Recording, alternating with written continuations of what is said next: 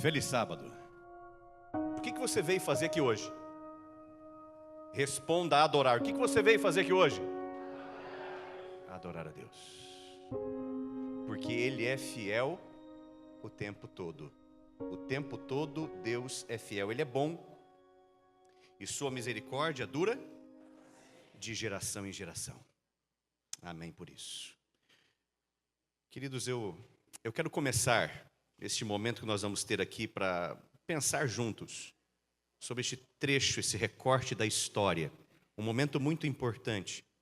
Eu quero começar antes com uma história, uma historinha, uma ilustração. Diz assim: em 1569, o jovem holandês Dirk Willems de Asperen, estudando a Bíblia, notou que os católicos e protestantes de sua época tinham práticas que não condiziam com a palavra de Deus. Ele foi batizado, mas por pregar as suas convicções, ele foi encarcerado sob a perseguição religiosa do papado. Naquele inverno terrível no cárcere, ele teceu uma corda com trapos de panos amarrados e conseguiu escapar da prisão, correndo sobre o gelo do lago Rondegat. Mas um dos guardas notou o Dirk correndo e foi atrás dele. Durante a perseguição, o pesado guarda quebrou o gelo fino do lago e começou a gritar, pedindo socorro enquanto afundava na água gelada. Willems estava livre e poderia ter considerado que o fim do seu perseguidor era um juízo divino, mas por piedade, olha só, voltou atrás para salvá-lo das águas congelantes. Assim que tirou o guarda do gelo, foi novamente preso, julgado e condenado à morte. Willems sucumbiu na fogueira no dia 16 de maio de 1569. A nossa vida mostra quem é o nosso mestre. Por isso, quando muitos se perguntam por que os próprios judeus não aceitam Jesus, eu sei a resposta. Eles estão esperando que nós, os cristãos, vivamos como Ele primeiro. Você é cristão? Você não pode ter dúvida. Você é cristão? Temos que viver como Ele. Porque cristão significa aquele que vive como Cristo. Cristão significa aquele que segue a Cristo. Ó Deus, me ajude a ser cristão.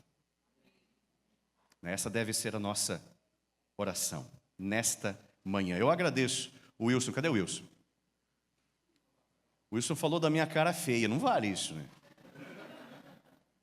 Não pode isso aí, não. Diz que eu fico com a cara braba só para amedrontar os alunos. Cadê meus alunos? Oh, me fala uma coisa, Davizinho, eu tenho cara de brabo?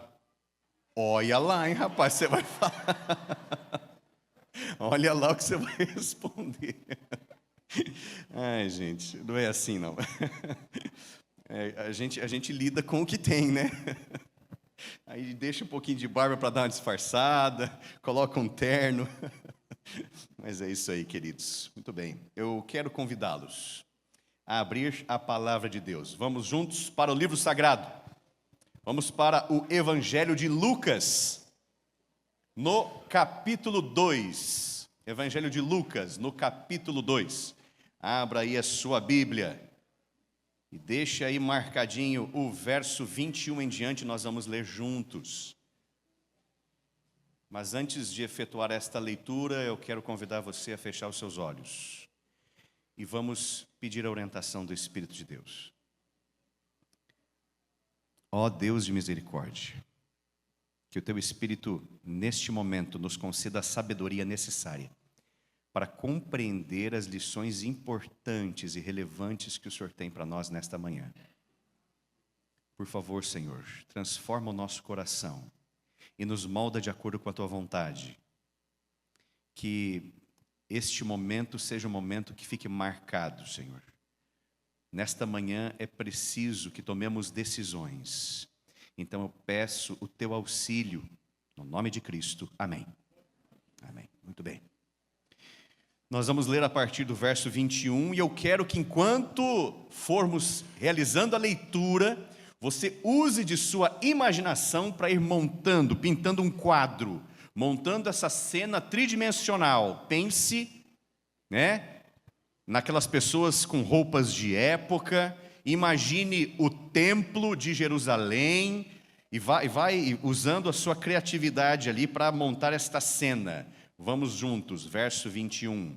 Ali o subtítulo comenta a circuncisão de Jesus e diz assim, a minha tradução. Ao se completarem 8 dias, quando o menino foi circuncidado, deram-lhe o nome de Jesus. Este nome tinha sido dado pelo anjo antes do menino ser concebido. Verso 22. Passados os dias da purificação deles, segundo a lei de Moisés, levaram o menino até Jerusalém para apresentá-lo ao Senhor, conforme está escrito na lei de Deus. Abre aspas. Todo primogênito será consagrado ao Senhor. Fecha aspas. E também foram para oferecer um sacrifício, segundo o que está escrito na referida lei, um par de rolinhas ou 2 pombinhos. Em Jerusalém havia um homem chamado Simeão. Este homem era justo e piedoso, e esperava a consolação de Israel, e o Espírito Santo estava sobre ele. Eu vou interromper por alguns instantes aqui a leitura. Olha só, você foi imaginando aí o filme na sua cabeça?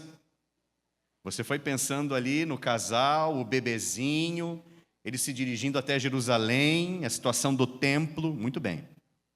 Como se fosse um filme, de repente corta a cena do casal, e a história migra para outro personagem. Olha que interessante. Eu gosto da narrativa neste trecho de Lucas, porque ela faz isso. Ela abre aqui um momento especial, introduz um novo personagem, ainda não havia aparecido. Ele faz uma ponta, uma participação especial, mas é aquela participação. Não é só aquele personagem de fundo. É alguém que tem relevância na história. Vamos continuar. 26, falando sobre Simeão. Ele tinha recebido uma revelação do Espírito Santo de que não morreria antes de ver o Messias de Adonai, ou o Cristo do Senhor, dependendo da sua tradução. Movido pelo Espírito, ele se dirigiu até o templo. Quando os pais trouxeram o menino Jesus para fazerem com ele o que a lei ordenava, Simeão tomou o menino nos braços e louvou a Deus, dizendo: agora, Senhor, podes despedir em paz o teu servo segundo a tua palavra, porque os meus olhos já viram a tua salvação, a qual preparaste diante de todos os povos, luz para a revelação aos gentios e para a glória do teu povo de Israel. E o pai e a mãe do menino estavam admirados com o que se dizia a respeito dele.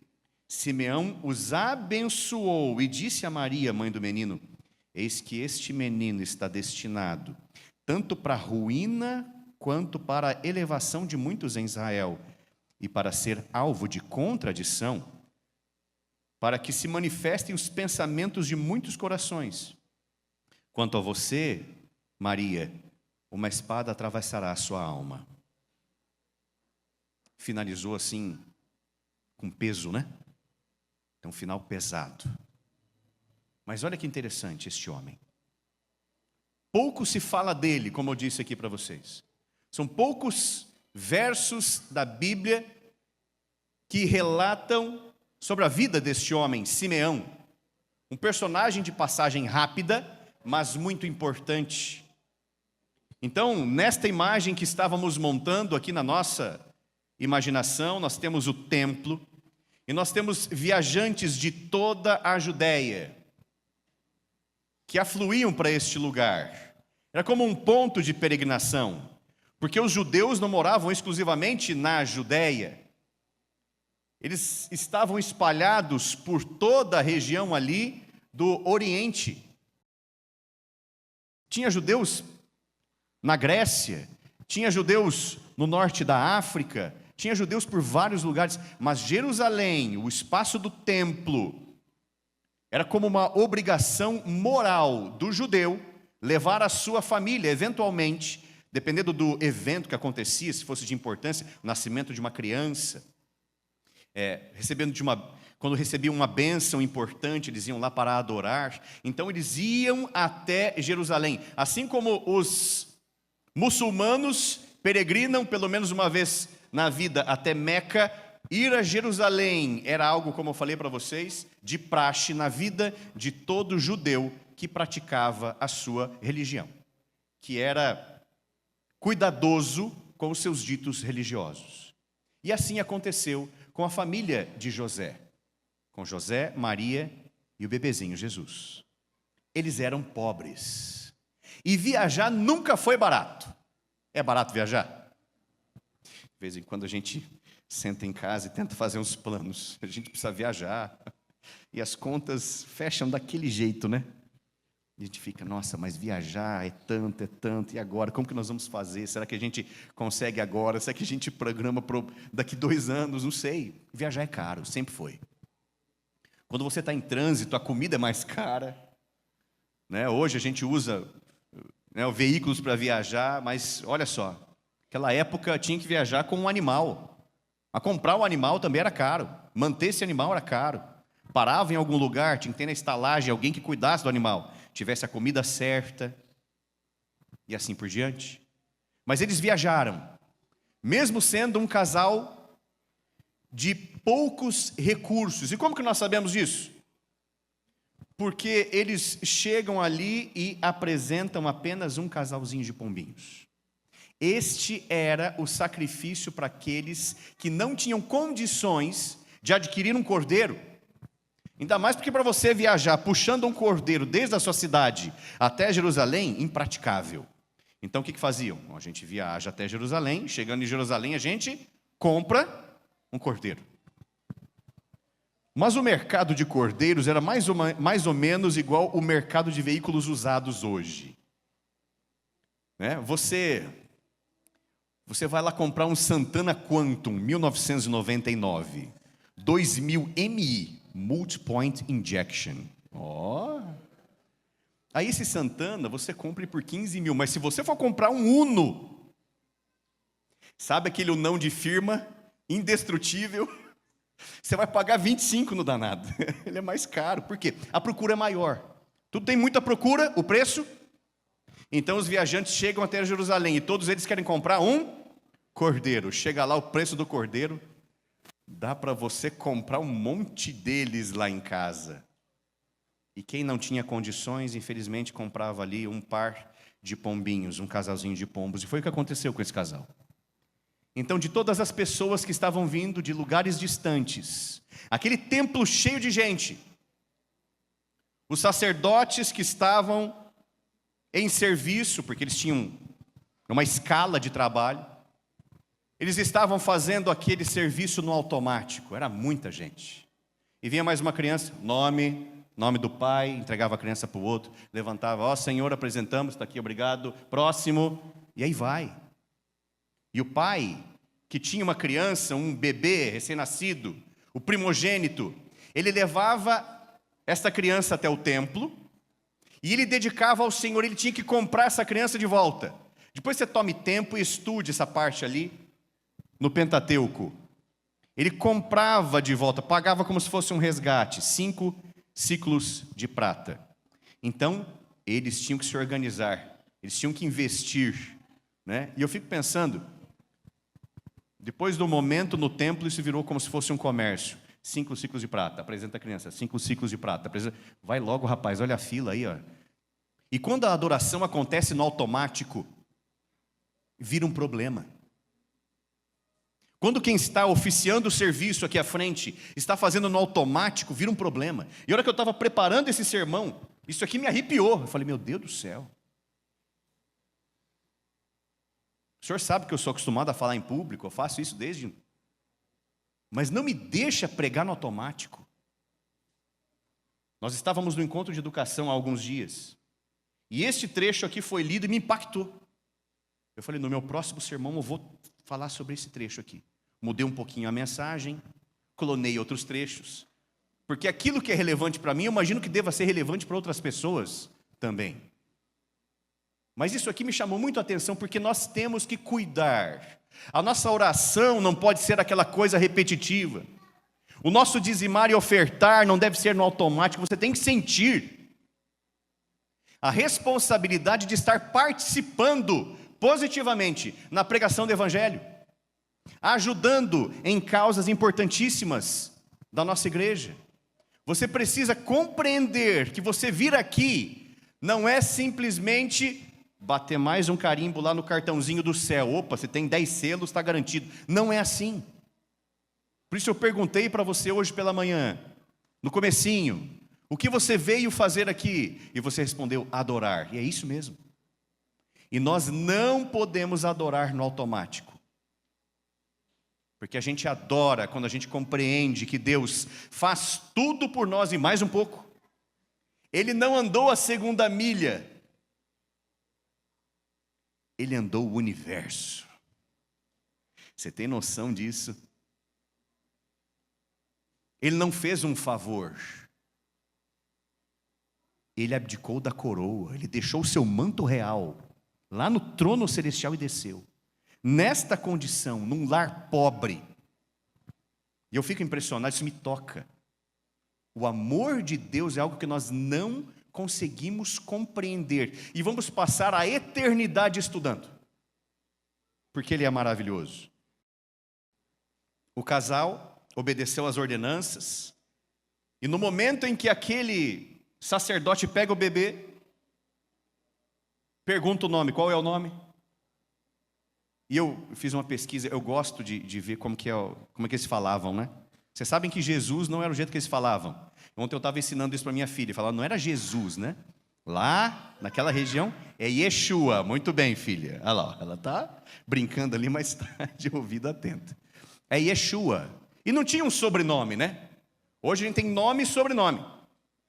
No meu caso, Volpone. Em italiano, Raposa. Né? Tem alguns que têm outros sobrenomes aí, mais pesados, né? Tem alguns que têm sobrenomes engraçados, mas hoje você carrega os nome e sobrenome, vem uma linhagem de família. Naquela época, como que eles faziam? Eles colocavam o nome, fulano, filho de fulano. Então, possivelmente, quase certeza que escreveram ali no livro do templo, Yeshua, eu achei muito interessante, eu até anotei isso aqui, está na folha de trás, espera lá. Yeshua bar Yosef, ou seja, Jesus, filho de José. Às vezes eles escreviam também o lugar de onde veio a família, quando eram viajantes. Yeshua bar Yosef ha-Notzri, de Nazaré. Só que olha que interessante. Enquanto o cara estava fazendo isso aí, aquele sacerdote da vez, que estava no seu turno, fazendo no automático, ele não percebeu que aquele bebê era um bebê todo especial. E a Trindade fez questão de seguir ponto a ponto da sua própria lei. Quem é que inventou a lei? Foi o próprio Deus. Ele poderia dizer, bom, eu inventei isso aqui para vocês, ó. Eu não preciso. Se virem aí. Mas ele seguiu ponto a ponto. Olha só que interessante. Jesus se submeteu a todas as suas ordenanças desde o céu, hein? Desde o céu. Então, quando nasceu aqui, ó, circuncisão, como ele havia dito, dedicação, o seu sacrifício, sacrifício do animalzinho, visita no templo, depois, quando ele estava maior, batismo, o jejum, a ceia pascal, os sábados, o seu sacerdócio real, que hoje ele está exercendo. Então, quando a gente compreende que Deus faz essas coisas para mostrar que Ele é coerente, Ele nos diz o que fazer, Ele mostra como fazer. Ele é o maior professor de todos os tempos. Ele segue a sua própria palavra. Afinal de contas, você sabe, né? Virou um dito popular. O salário do pecado é a morte. Que aconteceu? Mas ele não pecou, pregador. É por causa do seu pecado. Tem que ter morte. E ele veio aqui e pagou o preço. porque ele disse que existia esse preço. Um dia ele falou, vamos criar o planeta. Se esse planeta aqui cair, alguém vai ter que pagar o preço. Porque assim nós determinamos. E existe coerência na Trindade. Como não amar um Deus coerente? Como não amar um Deus justo, que ao mesmo tempo demonstra amor?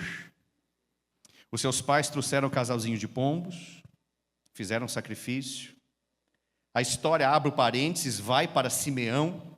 E em 3 versos, falando sobre Simeão, em 3 versos existe uma menção especial. Retorna comigo, vai lá, você não fechou a Bíblia, né?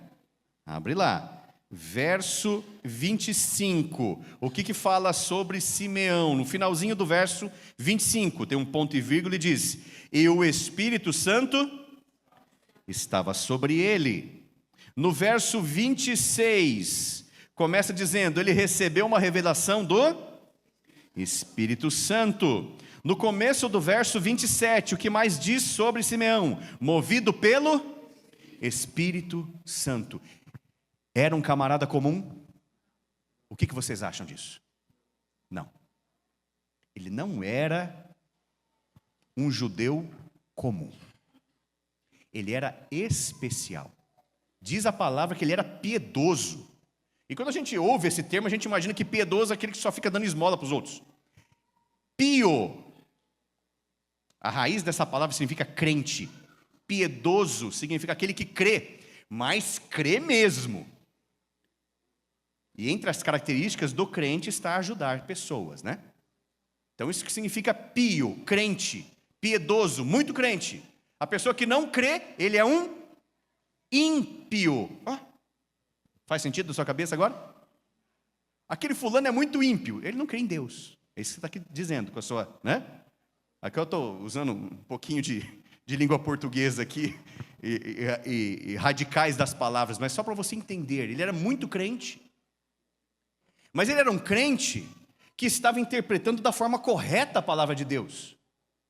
Ele era um crente que estava em contato constante com o Senhor, através de oração, no serviço ali no santuário.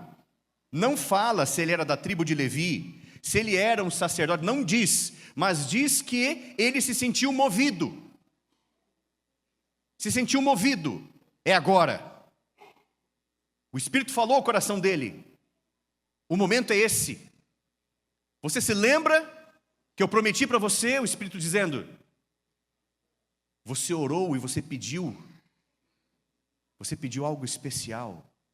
Eu quero ver o Mestre.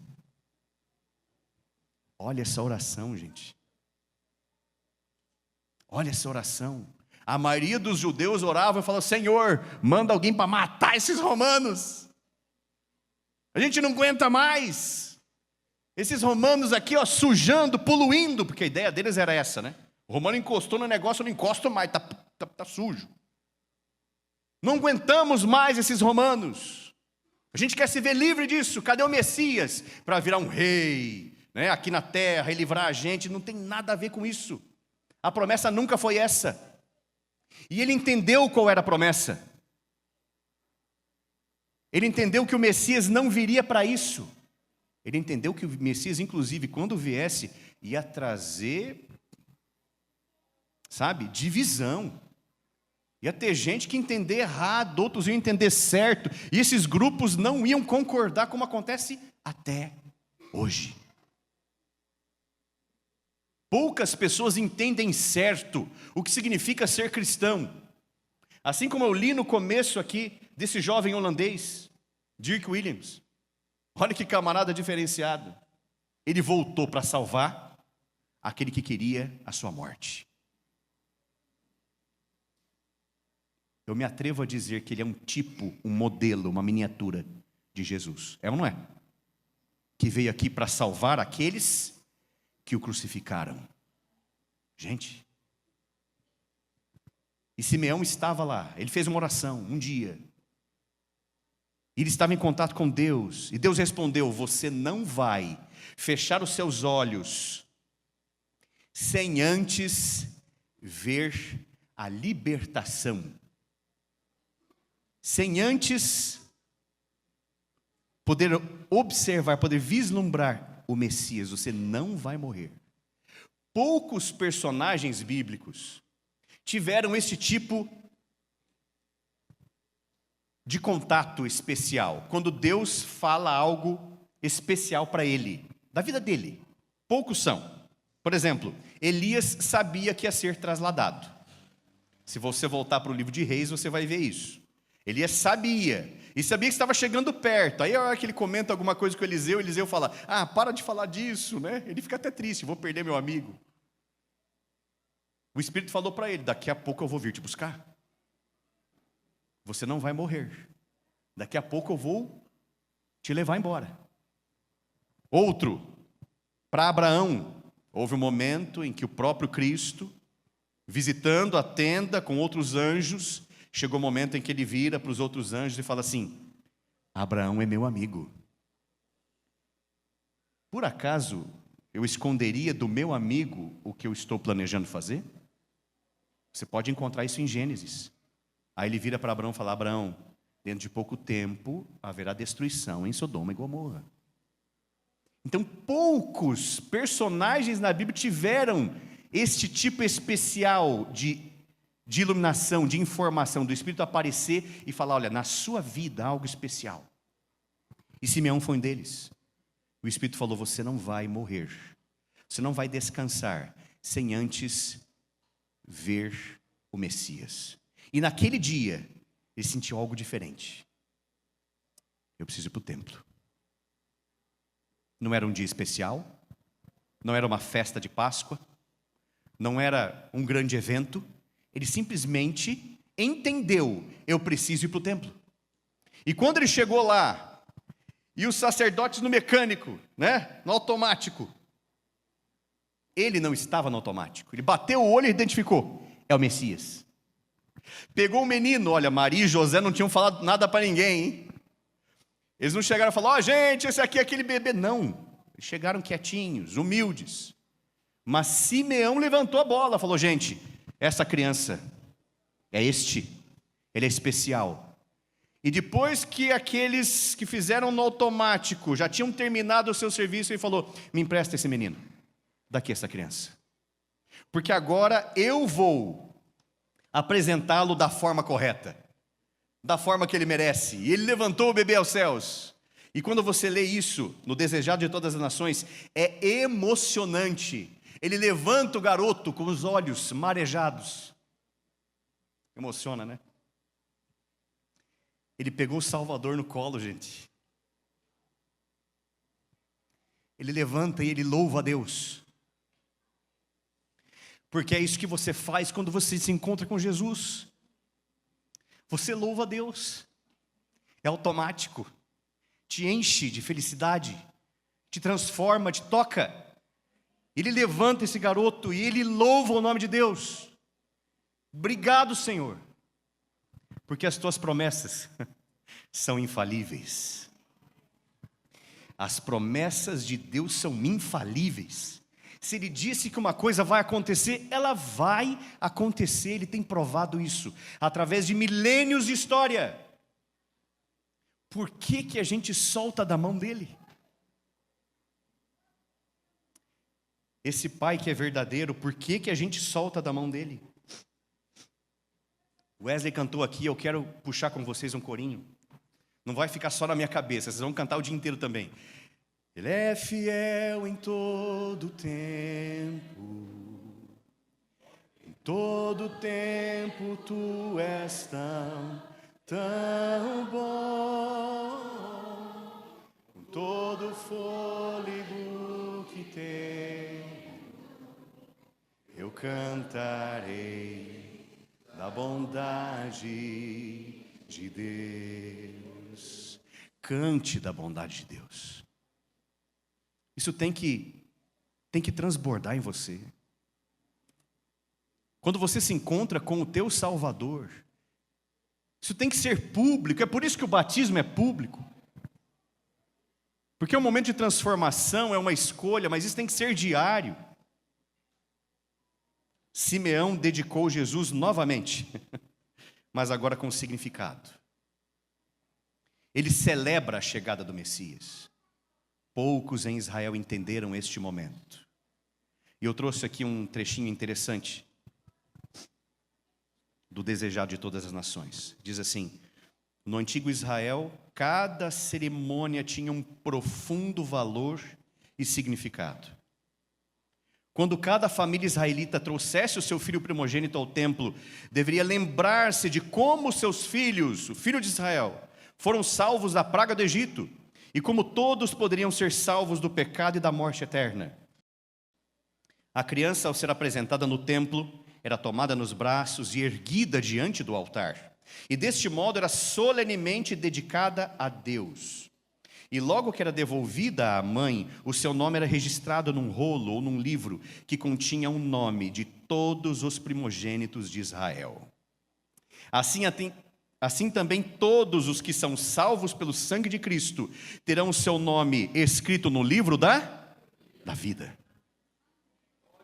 Olha só, um modelo do que acontece no céu, uma oportunidade da gente ver assim, palpável, algo que a gente sabe que acontece lá no céu, quando você se entrega.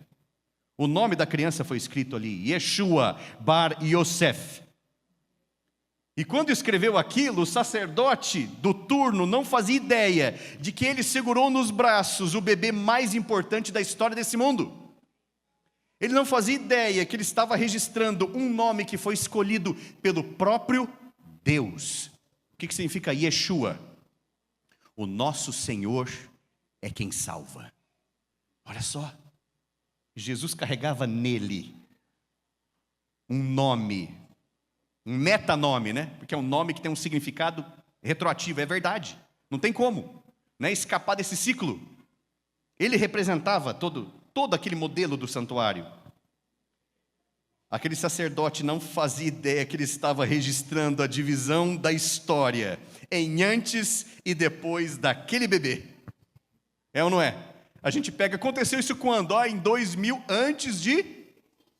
Isso aconteceu em 1500 depois de... Naquele nascimento, aquele registro que ele fez no automático. Mas Simeão, movido pelo Espírito, ouviu e soube de coisas que a maioria não sabia. Olha, amigos, agora nos últimos tempos é a mesma coisa. A clareza de visão é apenas para aqueles que estão em contato direto com o Espírito Santo. É apenas para aqueles que compreenderam de forma verdadeira o que significa seguir e ser como Cristo. É apenas para aqueles que em oração fervorosa, devota, pedem e instam, precisamos do Espírito Santo. É só para aqueles que dedicam tempo de verdade para aquilo que vale a pena, que é a eternidade. Eu me lembro de duas pequenas histórias, de gente que orou e através do Espírito entendeu algumas coisas diferentes. Por exemplo, nós podemos ir, você faça isso em casa, releia a história de Ana, a mãe do profeta Samuel. Você lembra? Ela era estéril. Penina, sua rival, tinha vários filhos. Eucana, o esposo, levava, as duas para Siló. E chegava lá, ele dava um pouco de sacrifício para Ana também, para ela não ficar de mãos vazias. E a gente vê uma, falando, tirando sarro, tentando desmoralizar. Você não é abençoada, você tal. E ela chorava. E ela fazia as coisas conforme estava escrito. Porque diz que ela chorava, orava e não comia, fazia jejum. Jejum é bíblico. Mas chegou um momento em que ela fez uma oração diferente. Porque ela ficou anos passando pela mesma dificuldade. E a gente não pode dizer que ela não era crente. Mas na hora que ela acertou a oração, a história mudou. Porque ela ora, ela fala, Deus, o Senhor sabe da minha dificuldade. Ela estava ali se derramando. O sacerdote também. Olha esses sacerdotes, hein, gente? E Ana está ali orando, ele olhando, não entendendo a situação. E na oração dela ela fala: Senhor, se o Senhor me der um filho varão, eu vou levar para casa e vou mimar ele pelo resto da vida. Vai ser o meu filho pet. Lá na escola, de vez em quando, a gente vê algumas coisas assim. Trata o filho, e a gente olha e pensa: meu Deus do céu, está precisando de equilíbrio nesse lar. A tia Dani só fazendo assim. Ela não teve essa oração. Ela falou: Senhor, o Senhor conhece meu coração, o Senhor me sonda e me conhece. O Senhor sabe, está tão difícil, olha a humilhação que eu estou passando. Me dá um filho. Mas sabe de uma coisa, Deus? Aqui em Siló, as coisas não estão bem. Olha esse sacerdote. Então, Deus, se o Senhor me der um filho, é mais preciso um profeta no meio do teu povo do que eu matar as minhas vontades. Se o Senhor me der um filho, eu te devolvo. Ele vai te servir por todos os dias da vida dele. Essa oração você não pode perder de vista esse tipo de sentimento altruísta de entregar algo como um filho para a obra de Deus. É entregar o seu maior sonho, a sua maior vontade. A gente pode também dar um salto e ir lá para Atos. E nós chegamos ali dentro de um cenáculo. Vá acompanhando a cena comigo. Lembra daquele exercício? Vai montando. Os discípulos e mais algumas pessoas, diz que em torno de 120, confusos, porque o mestre deles, que eles esperavam libertá-los dos romanos, morreu. Aí eles não sabiam o que fazer. Daí ele ressuscitou, aí eles não sabiam o que fazer também. Aí ele ficou com eles uns dias, subiu aos céus, eles também ficaram meio... Não, nós vamos orar. E quando eles pediram pelo Espírito, a terra tremeu. Foi como se fosse um terremoto. Língua de fogo em cima das cabeças. Você acha que isso é normal? Acontece todo dia? Não existe explicação científica para isso. Isso é sobrenatural. O Espírito desceu ali naquela sala, cenáculo se fala. E poderosos, investidos pelo Espírito, saíram dali para pregar. Milhares de pessoas em cada pregação. Nesse momento eu estou te convidando a mudar a sua oração. Porque eu já me convenci disso. A gente fica orando: Senhor, me dá o Espírito, Senhor, me dá o Espírito, mas também eu estou precisando... E a gente fica colocando nossas vontades apenas. E a gente parece que não entendeu a sistemática do Evangelho. A gente não entendeu ainda o propósito. A gente não entendeu que é passageiro. São 60, 70, 80 anos aqui, no máximo. Isso aqui é um estágio. O que conta mesmo é eternidade. O que vai valer... O que são 80 anos perto do infinito para frente? Não é nada, é um estalar de dedo. Mas a gente se apega e agarra nas pequenas coisas. Um pouquinho de ouro que você junta ali, e você não quer largar. Gente, eu vou te dar uma notícia: você vai pisar nisso lá no céu. Lá no céu, ouro é asfalto. Por que a gente se agarra a coisas tão pequenas?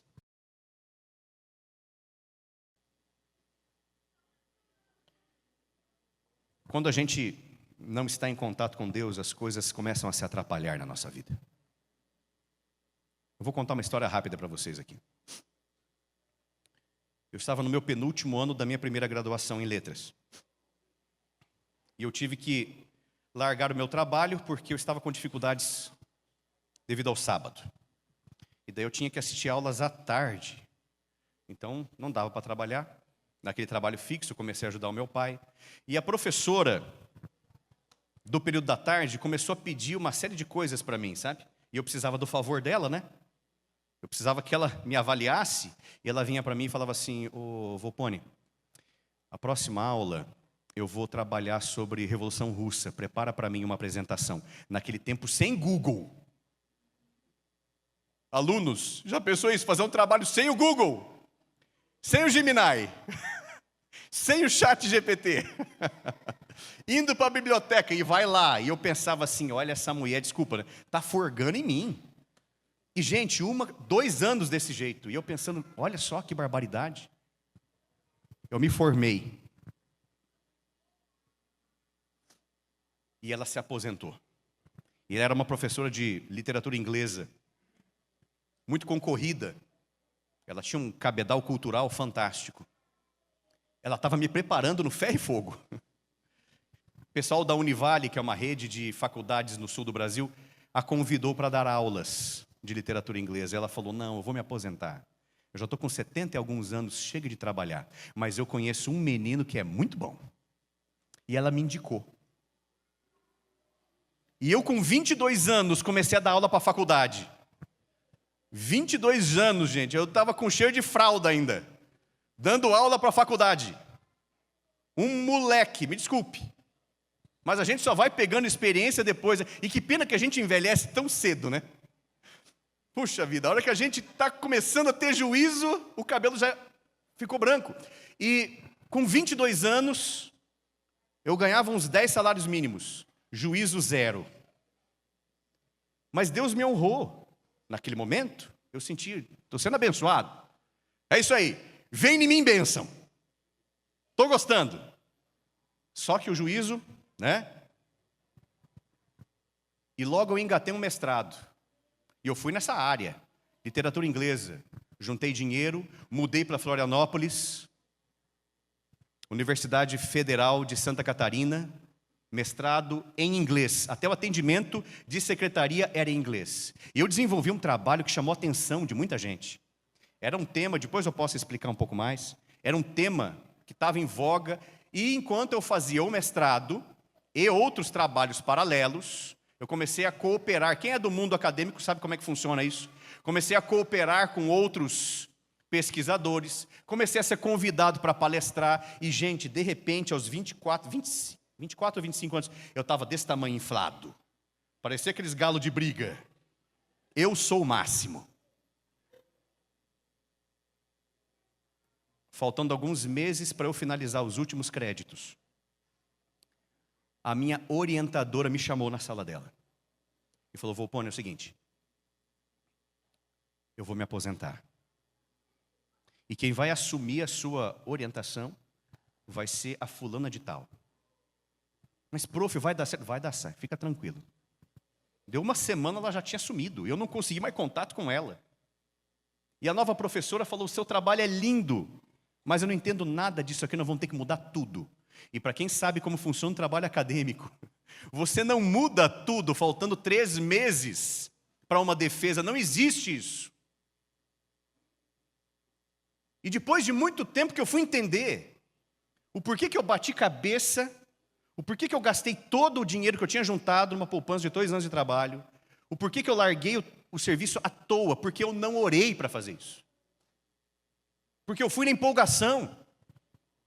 Porque eu fui achando que eu era o máximo. Não, eu não assisto a aula na sexta-feira. Eu sou muito santo. Eu não orei. Eu não dobrei o meu joelho, Senhor, é isso que o Senhor quer? Deus, me ajuda a entender. Isso aqui vai ser para a honra e glória do Teu nome? É ou não é, Deus? Me mostra. E se você orar, Deus responde. Eu voltei para casa, depois de ter falhado miseravelmente. Abandonei o mestrado, faltando 3 meses para conseguir meu título. E vai a correria para conseguir as aulas, tudo de volta. Tudo de volta.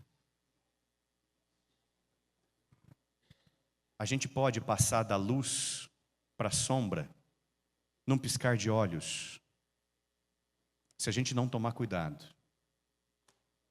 Nós precisamos entender que nós somos as ferramentas. É Deus que pode nos usar. Quando a gente sente a necessidade do Espírito Santo como povo de Deus, eu estava falando individualmente, mas como povo, nós entendemos também a pressa e a urgência do Evangelho. Nós não estamos aqui apenas para adorar. Que bom que você veio. Isso faz parte, é essencial. Paulo fala, não deixem de se reunir. É importante se congregar, então vamos nos congregar. A gente dá força um para o outro. Isso é importante. Mas não pode parar aí. Nós temos uma mensagem e é difícil pregar. Porque o mundo aí está cheio de filosofias, ideologias e outros ias aí que você pode contar. É difícil você romper essa casca.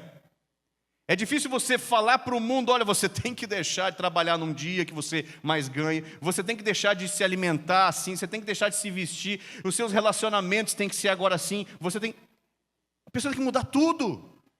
Não parece natural.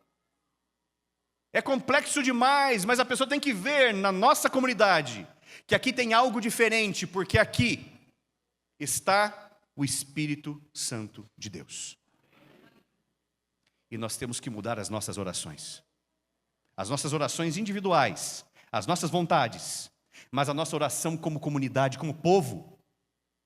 A gente tem que começar a clamar pelo Espírito de verdade, para mudar de chuva temporã para chuva serôdia, aquela chuva com intensidade, na hora certa. Sem aquela chuva, o fruto não vai amadurecer, a espiga não vai granar, não vai vingar aquele pé, não vai dar certo. Nós precisamos do Espírito Santo. Eu vou convidar o Wesley. O Wesley tem uma mensagem que vai encaixar perfeitamente neste tempo.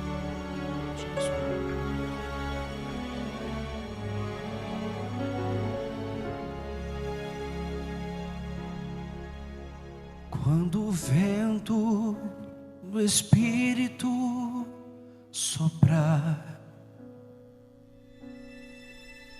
uma chama viva vai aparecer.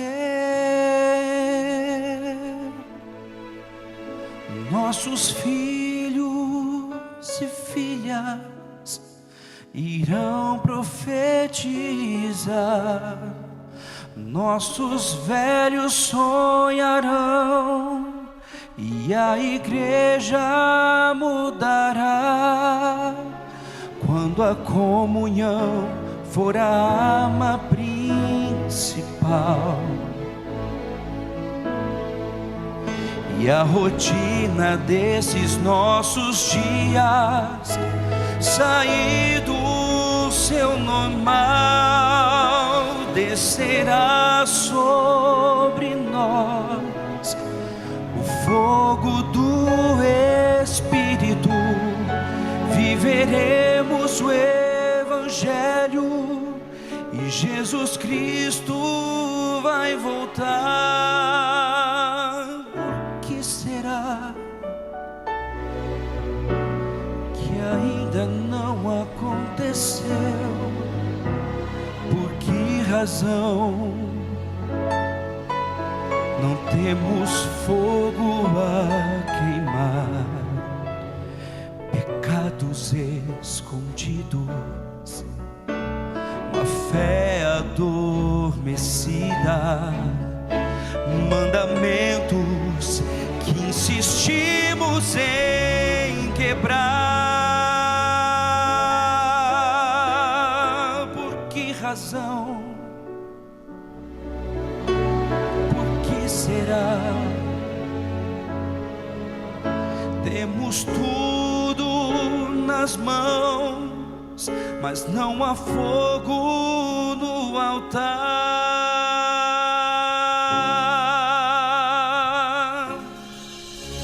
Mas quando o vento do Espírito soprar,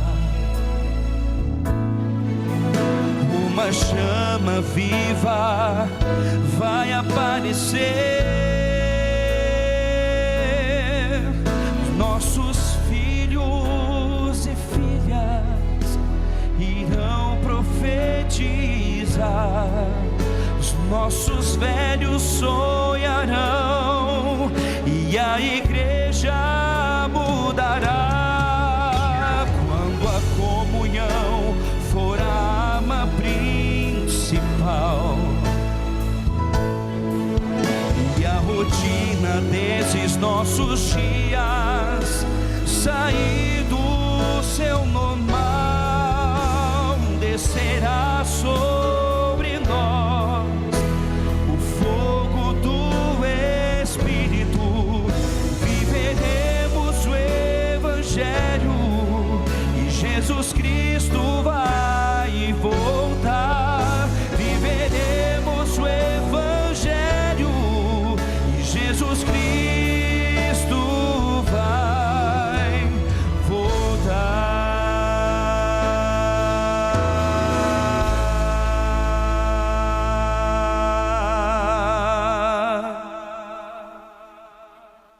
Amém. Então seja louvado. Só compreende o propósito de Deus quem tem o Espírito. Eu voltei a dar aulas, recebi um convite para fazer parte da administração, recusei. Alguns anos depois, mais um convite para fazer parte da administração, e dessa vez nós aceitamos. Eu e minha família, na época eu e minha esposa.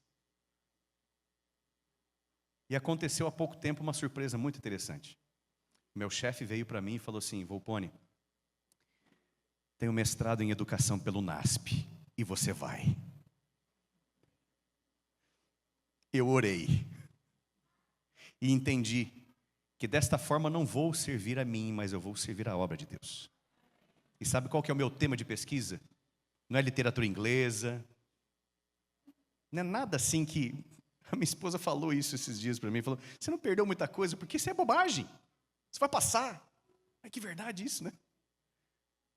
O meu tema de pesquisa é como o capelão escolar pode impactar positivamente a vida dos alunos. Isso vai ficar. E eu quero trabalhar isso, intensificar esse trabalho nos nossos colégios.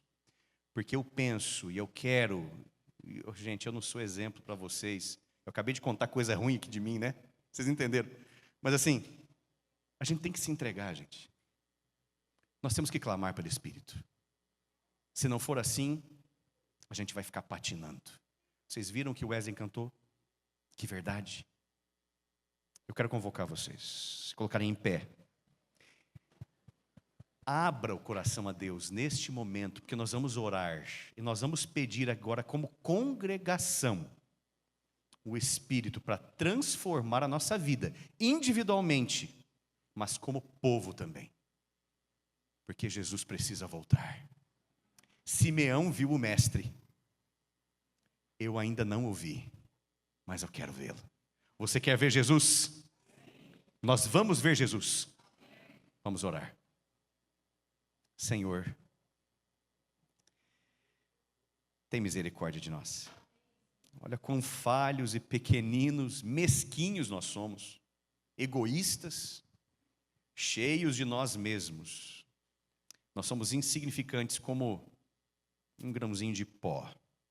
E ainda assim, com tantas falhas e tão pequenos, o teu amor foi tão grande e o Senhor escolheu vir e se entregar por nós. Nós temos que entender que vale muito mais a pena viver para a eternidade, fazendo a tua vontade, do que buscando aqui correr atrás do vento. Nos ajuda, Deus, por favor, através do teu Espírito, aqui no meio de nós, dentro do coração de cada um, dos velhos que são mais experientes e têm muito para aconselhar, dos jovens que têm muita energia e têm a força de mudar o mundo, das crianças que são o nosso futuro, e onde reside o nosso amor. Senhor, no coração de cada um, que o teu Espírito faça morada, nos guiando em nossas escolhas, porque tudo que escolhemos ou nos leva para as sombras ou para a luz, e nós queremos a luz, porque nós queremos ver o nosso Mestre, nós queremos estar em pé naquele dia. São tantas as distrações deste mundo, não nos permita, Senhor, ficar pelo caminho. Nós já lutamos bastante, mas ainda há muito o que fazer. Estenda a mão sobre este povo, Senhor, é o teu povo. Sobre o trabalho que eles vão desempenhar ainda, já desempenham tantas coisas lindas. Potencializa tudo isso, Senhor, e cuida de nós. Toma o nosso coração e nos molda de acordo com a tua vontade. Mais uma vez eu te peço, no nome do nosso Salvador Jesus. Amém.